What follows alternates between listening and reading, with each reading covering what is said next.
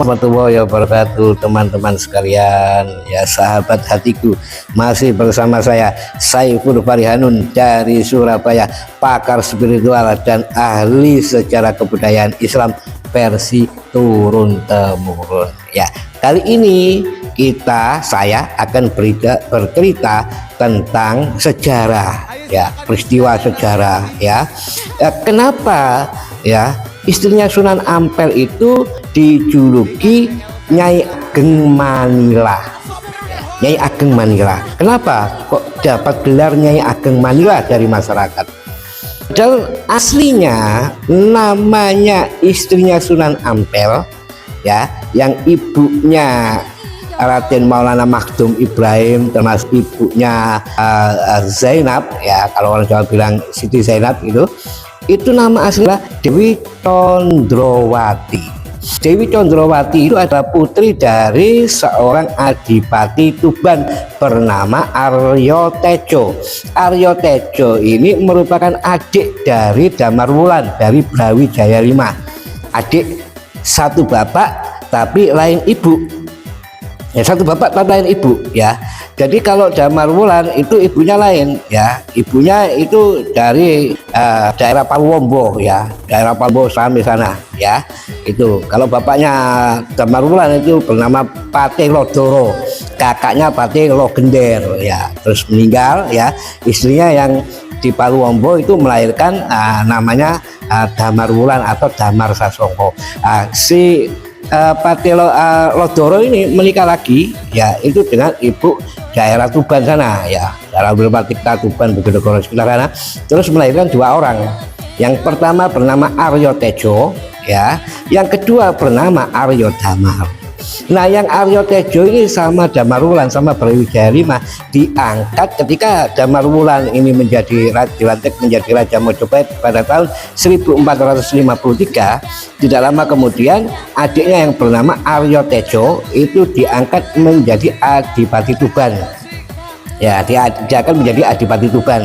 Nah, terus adiknya Damar Wulan yang bernama Aryo Damar, ya, diangkat menjadi Adipati Palembang sekaligus diberi istri dari Cempah, yaitu ibunya Raden Patah, ya. Kalau waktu itu istrinya Aryo Damar itu yang diberi sama Damar Wulan sama Brawijaya V itu sudah mengandung 3 bulan menjelang 4 bulan, sehingga Damar Wulan berpesan, ya, Brawijaya V berpesan kepada adiknya, jangan kamu dulu, ya, kumpuli sebelum anak saya ini lahir. Nah, setelah anaknya lahir baru dikumpuli sama Arya Damar. Itu dia akan menjadi Adipati Palembang, Arya Damarnya. Kalau Aryo Tejonya, adiknya Aryo Tejo itu jadi Adipati Tuban. Nah, Aryo Tejo memiliki putri, ya, putri satu-satunya, ya, yang bernama Dewi Condrowati. Nah, akhirnya dinikah oleh Kanjeng Sunan Ampel, karena Kanjeng Sunan Ampel itu juga anaknya raja, ya, Raja Cempah. Dan Sunan Ampel ganteng, dinikahkan sama Kanjeng Sunan Ampel. Nah, ketika dinikahkan oleh Kanjeng Sunan Ampel, ya, Raden Ahmad Rahmatullah Sunan Ampel itu diberi tanah merdeka, tanah perdikan oleh Brawijaya V. Ampel Jento, ya, satu kampung kecil gitu, ya, dusun kecil daerah Ampel Jento. Akhirnya Nyai Condrowati ikut Sunan Ampel ke Ampel Jento. Nah, pada waktu karena hidup mandiri, ya, pengantin baru hidup mandiri, ya, bingungan. Nah, tapi Nyai Condrowati ini punya keahlian, ya, punya keahlian. Keahliannya itu apa? Keahliannya itu menenun, ya, merajut, memintal, menenun kain, ya. Nah, Raden Dewi Condrowati, ya, Dewi Condrowati ini punya pembantu dari daerah Cerme Gresik, namanya Saira. Itu yang membantu ke sana kemari, ya, yang menyiapkan segala macamnya. Nah, Nyai Condrowati tadi istrinya Sunan Ampel, karena untuk memenuhi kebutuhan hidupnya, ya, meskipun Sunan Ampel anaknya Raja Cempah, tetapi karena kondisi di negara orang, ya, otomatis banyak kebutuhan untuk dakwah, untuk segalanya, untuk makan dan sebagainya, banyak kebutuhan, dibantu oleh Nyai Condrowati memintal menun atau merajut, ya, menjadikan kain, ya. Nah, makanya dari situ keahlian merajut menjadikan kain itu Nah, untuk dijadikan apa? Dijadikan apa namanya ini kendit ya, kendit atau udet kalau orang Jawa bilang udet atau kendit atau apa namanya stagen ya. Kalau sekarang itu korset gitu loh, korset ya, korset ya. Nah, itu terus itu dari apa? Dari pohon yang bernama lawi. Pohon lawi. Jadi pohon lawi itu pohon yang besar kayak pohon itu tadi diambil apa namanya kulitnya ya, diambil kulitnya. Nah, kulit itu nanti mengeluarkan serat-seratnya itu mengeluarkan seperti benang. Nah, itu dipintal ya, di lenun ya, di anu ya, di apa, dirajut ya menjadi sebuah pakaian atau menjadi kendit, menjadi udet, menjadi apapun.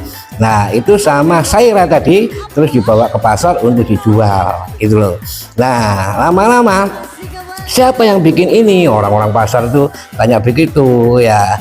Oh, anu Nyai Condrowati Sri Sunan Ampel. Ah, lama-lama terkenal. Wah, lama-lama dapat julukan menjadi apa? Menjadi Nyai Ageng Manila.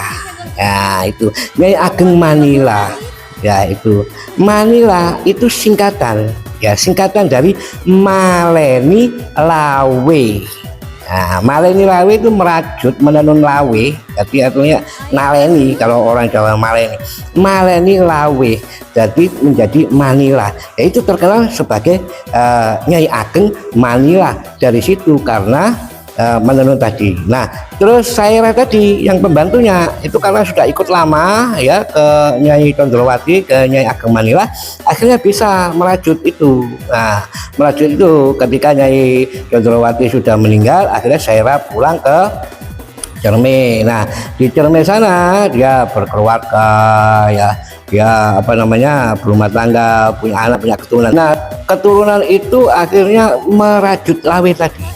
Jadi menenun lawe tadi menjadikan pakaian, menjadikan udet, menjadikan apa namanya stagen, ya, menjadikan istilahnya berbagai jenis pakaian manusia dari lawe tersebut.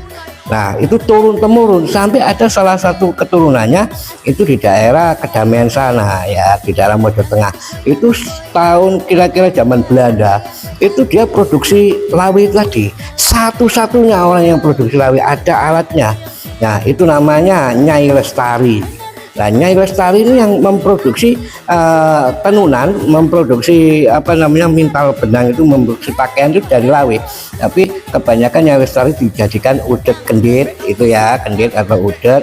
Nah, atau stagen ya. Kalau sekarang ini korset lah, stagen itu kalau sekarang itu bahasa korset kalau bahasa modernnya sekarang itu.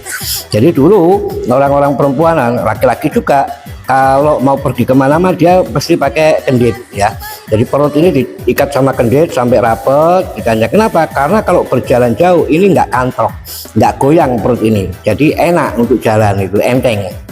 Baik laki-laki maupun perempuan dulu menggunakan kendit itu, menggunakan kendit yang dari lawe bikinan itu Nyai Lestari pada waktu kira-kira tahun 1900-an ya, tahun 1900-an sampai kemerdekaan itu Nyai Lestari tinggalnya sekitar tahun 60-an ya.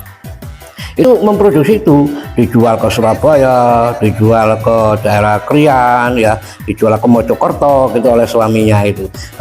Itu asal usulnya itu dari Nyai Ageng Manila ya, Maleni Lawe, makanya namanya Nyai Ageng Manila, Maleni Lawe.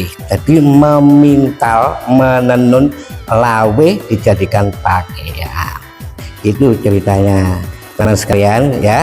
Nah, teman-teman kalau ada pertanyaan, ada komentar, tolong tulis di kolom komentar. Insya nanti saya buatkan videonya.